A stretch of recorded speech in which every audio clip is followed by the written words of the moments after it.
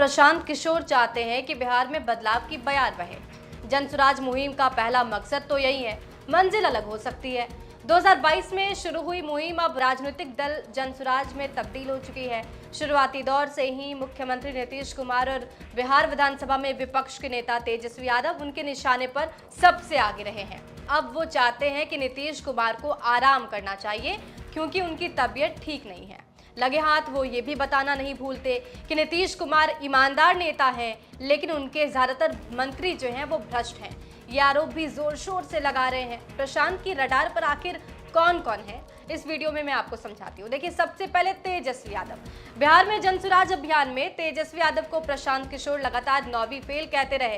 तेजस्वी यादव की सेहत पर कोई खास फर्क पड़े ना पड़े, लेकिन प्रशांत किशोर लोगों को ये समझाने में तो सफल रहे ही कि शिक्षा की कितनी अहमियत है और लोगों को अपने बच्चों की पढ़ाई पर ध्यान देना चाहिए।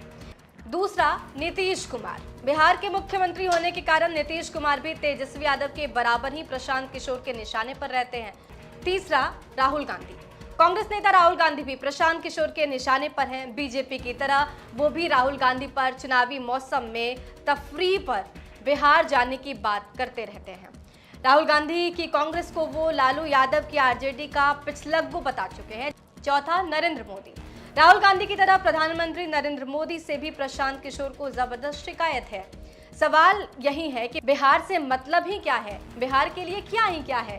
प्रशांत किशोर ये सवाल भी उठा चुके हैं कि बिहार को ट्रेनें इसलिए दी जाती है ताकि वो उसमें बैठकर गुजरात पहुंचे और वहां मजदूरी करें। प्रशांत किशोर का चुनावी वादा है कि अगर बिहार में जनसुराज पार्टी की सरकार बनती है तो छठ पर घर आए युवाओं को काम के लिए लौट कर वापस नहीं जाना। अमित शाह।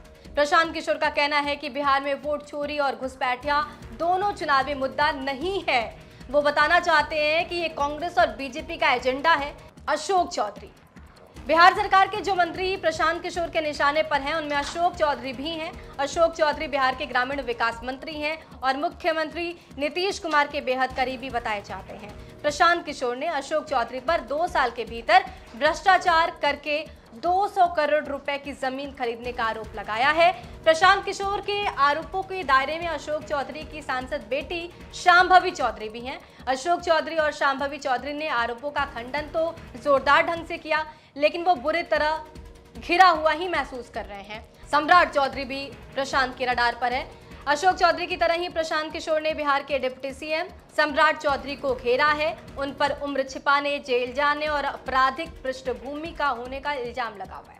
प्रशांत किशोर का कहना है कि वो कांग्रेस नेता सदानंद सिंह की हत्या के आरोपी हैं और वो जेल भी जा चुके हैं। दिलीप जायसवाल। बिहार बीजेपी के अध्यक्ष दिलीप जायसवाल पर प्रशांत किशोर ने एक मामूली क्लर्क से कॉलेज के मालिक बन जाने का आरोप लगाया है। जुलाई 2025 में प्रशांत किशोर ने आरोप लगाया था कि दिलीप जायसवाल ने पिछले 25 साल से किशनगंज में एक मेडिकल कॉलेज पर अवैध कब्जा कर रखा है। उनका कहना था कि ये सिर्फ एक व्यक्ति का नहीं बल्कि बिहार के कानून व्यवस्था और राजनीतिक गठजोड़ का मामला है। मंगल पांडे। प्रशांत किशोर के निशाने पर आए मंगल पांडे बिहार सरकार में स्वास्थ्य मंत्री हैं।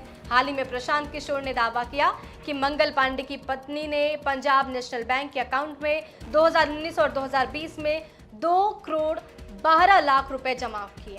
प्रशांत किशोर अब पूछ रहे हैं कि मंगल पांडे की पत्नी के अकाउंट में ये पैसा कहां से आया और पैसे को घोषित क्यों नहीं किया गया। चिराग पासवान। अव्वल तो प्रशांत किशोर और चिराग पासवान एक दूसरे की सार्वजनिक तौर पर काफी तारीफ करते रहते हैं, लेकिन वाया अशोक चौधरी उनको भी लपेटे में ले लिया जाता है। अशोक चौधरी को घेरने के चक्कर में प्रशांत किशोर उनको भी नहीं छोड़ते हैं। प्रशांत किशोर ने अशोक चौधरी पर पैसे देकर बेटी शांभवी चौधरी को लोक जनशक्ति पार्टी रामविलास में टिकट दिलाने का आरोप लगाया। फिर तो प्रशांत किशोर के आरोप के जो दायरे हैं उसमें चिराग पासवान भी आ जाते हैं। तो ये ऐसे 10 लोग हैं जो प्रशांत किशोर के रडार पर हैं। इन नेताओं पर निशाना साधने से प्रशांत किशोर कभी भी बचते नजर नहीं आते। साफ तौर पर इन पर निशाना साधते ही आपको दिख जाएंगे।